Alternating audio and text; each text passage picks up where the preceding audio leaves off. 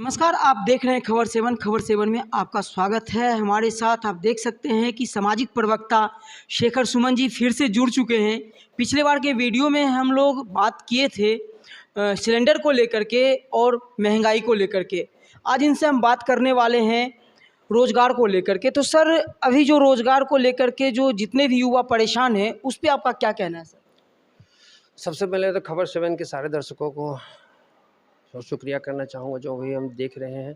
और जहाँ तक रोज़गार की बात है तो रोज़गार एक निश्चित तौर पे बहुत बड़ी समस्या अभी के युवाओं में सबसे ज़्यादा देखने को मिल रहा है, या युवा कहें या किसी वर्ग के लिए कहें तो रोज़गार एक बहुत बड़ा समस्या रहा है। रोज़गार अभी का जो हमारा परिवेश है, जो माहौल है और जो जिस हिसाब से हम लोग जी रहे हैं, हम लोग का एक धीरे धीरे एक माइंड परसेप्शन जो भी चेंज हो रहा है, उसके हिसाब से अगर बात किया जाए तो अब जो परिस्थितियां बदल रही हैं उसके हिसाब से रोज़गार देना डायरेक्ट रूप में सरकार का अब काम नहीं रह गया है। सरकार का अब ये काम है कि रोज़गार के अवसर मुहैया कराना।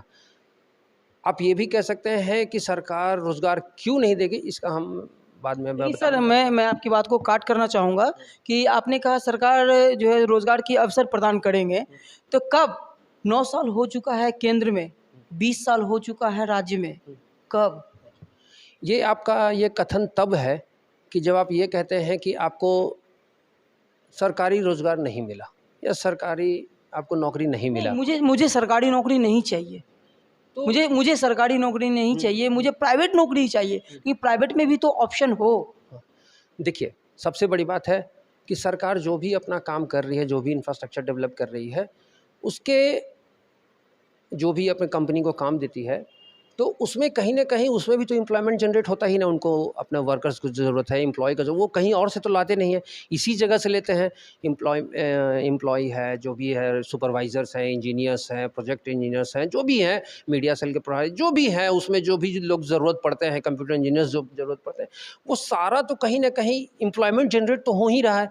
अगर आप इस बात पर अगर फोकस करते हैं कि हमें सरकारी नौकरी क्यों नहीं मिला, तो मैं इस बात को जरूर कहना चाहूँगा कि हाँ, हमें सरकारी नौकरी नहीं मिला, लेकिन सरकारी नौकरी अगर सरकार अगर नहीं दे रही है तो इसके पीछे कहीं ना कहीं हम और आप और यहाँ जो पब्लिक है, जो भी दर्शक है, कहीं ना कहीं मैं कहना चाहूँगा कि हम लोग ही उसके लिए जिम्मेदार हैं।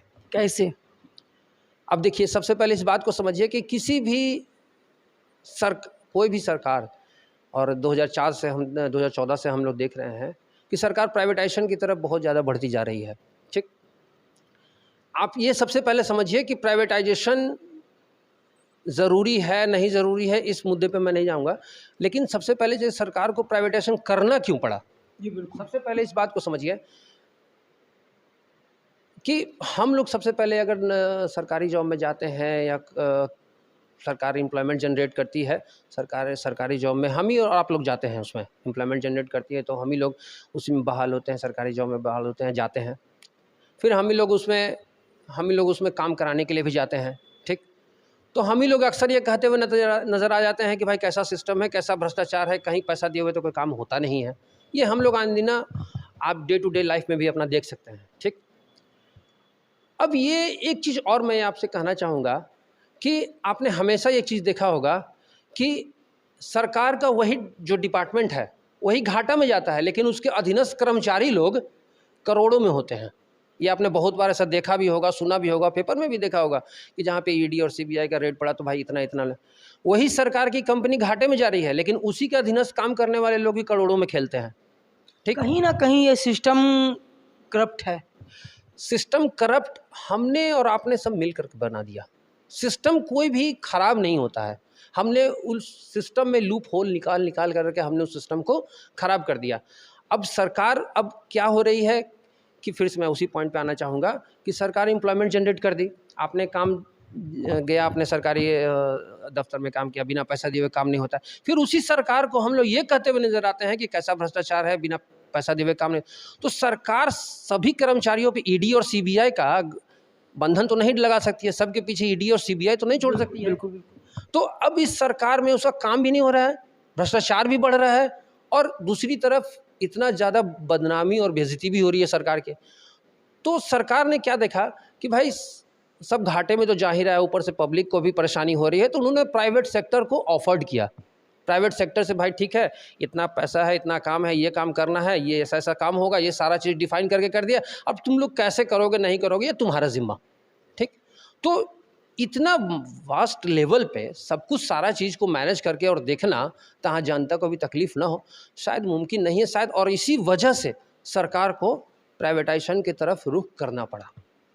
शायद अगर हम लोग और आप लोग अगर सही माइंडसेट से थोड़ा अगर चल रहे होते तो शायद सरकार को प्राइवेटाइजेशन की तरफ नहीं झुकना होता।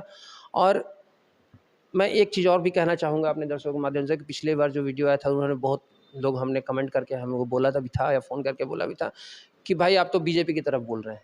तो मैं ये कहना चाहूँगा कि मैं किसी पर्टिकुलर में किसी पार्टी या किसी नेता या किसी के खिलाफ नहीं हूँ, मैं सिर्फ और सिर्फ एक सिस्टम की बात कर रहा हूँ। ना कोई सिस्टम खराब होता है, ना कोई नेता खराब होता है, ना कोई पार्टी खराब होता है, सब अच्छे होते हैं, सब अपने अच्छे कॉज के लिए आते हैं।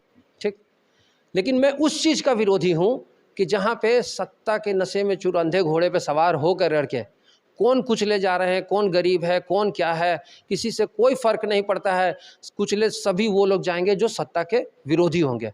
मैं उस माइंडसेट की बात कर रहा हूँ कि जहाँ पे हाथ जोड़ कर के आप आते हैं कभी अगर वोट मांगने, लेकिन वही सत्ता मिलने के बाद आपको जहाँ आप बैठते हैं वहाँ से कभी आप लोगों को उनका दुख दर्द नहीं दिखाई देता है।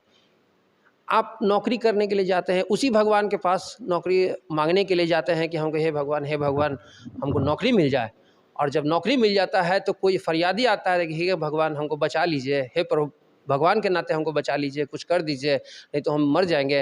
लेकिन उस समय उस भगवान का याद नहीं आता है और आप सीधे निकल जाते हैं। आप इतनी बड़ी बड़ी बातें कर रहे हैं और इस तरह की बातें जो है मंच पे और स्टूडियो में सुनने में अच्छा लगता है, लेकिन अगर आप उस जगह पे होते, उस सत्ता में होते, तो फिर आप किस तरह से काम करते?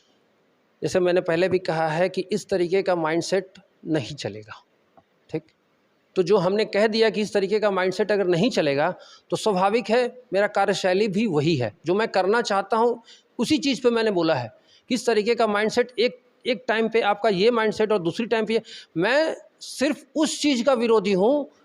मैं ना सिस्टम का विरोधी हूँ, ना किसी पार्टी का विरोधी हूँ, किसी नहीं, लेकिन मैं उस माइंडसेट का विरोधी हूँ जो किसी को आज़ादी से जीने नहीं देती है। मैं उस माइंडसेट का विरोधी हूँ। मैं सत्ता में आऊँ ना आऊँ इससे कोई फ़र्क नहीं पड़ता, लेकिन मेरा जो अपना विज़न है, मेरा जो अपना सोच है, अगर आप जैसे ने कहा कि अगर आप सत्ता में होते तो क्या करते, तो मैं ये तो नहीं कहूँगा कि सभी लोगों को सरकारी रोज़गार मिल जाएंगे। हाँ, इतना ज़रूर कहूँगा कि रोज़गार के अवसर सभी को ज़रूर मिलेंगे, जो भी लोग होंगे उनको रोज़गार के अवसर ज़रूर मिलेंगे। और दूसरी बात मैं ये कहना चाहूँगा कि मैं वो दिन लाना चाहता हूँ कि जहाँ पे आधी रात को अगर 12 बजे रात को भी अगर किसी की बेटी के घर के आने में अगर दिक्कत हो जाए तो उसको बाप को ये परेशानी ना हो कि मेरी बेटी 12 बजे रात को भी बाहर है, शायद उसके साथ कुछ हो गया हो। अरे उतना कुछ होना तो दूर की बात समझिए, कोई उसे कुछ करने के दूर की बात, कोई उसे दो बात बोल के तो दिखा दे। मैं वो सत्ता चाहता हूँ, मैं वो सिस्टम चाहता हूँ कि उसको किसी के साथ वो गलत करना तो दूर की बात, आप उसको कम से कम छूना तो दूर की बात, आप दो बात बोल के तो दिखा दीजिए, हम मान जाएंगे कि आप हमारे सिस्टम में जी रहे हैं। बिल्कुल, बस मैं यही चीज़ लाना चाहता हूँ। कहीं ना कहीं ये विचारधारा युवा पीढ़ी को एक नई दिशा दिखाएगी। मैं युवाओं से गुजारिश करूँगा कि ऐसे विचारधारा के युवा को आप समर्थन दें, सपोर्ट करें, ताकि हमारा देश, दुनिया एक नई भविष्य की ओर बढ़ सके।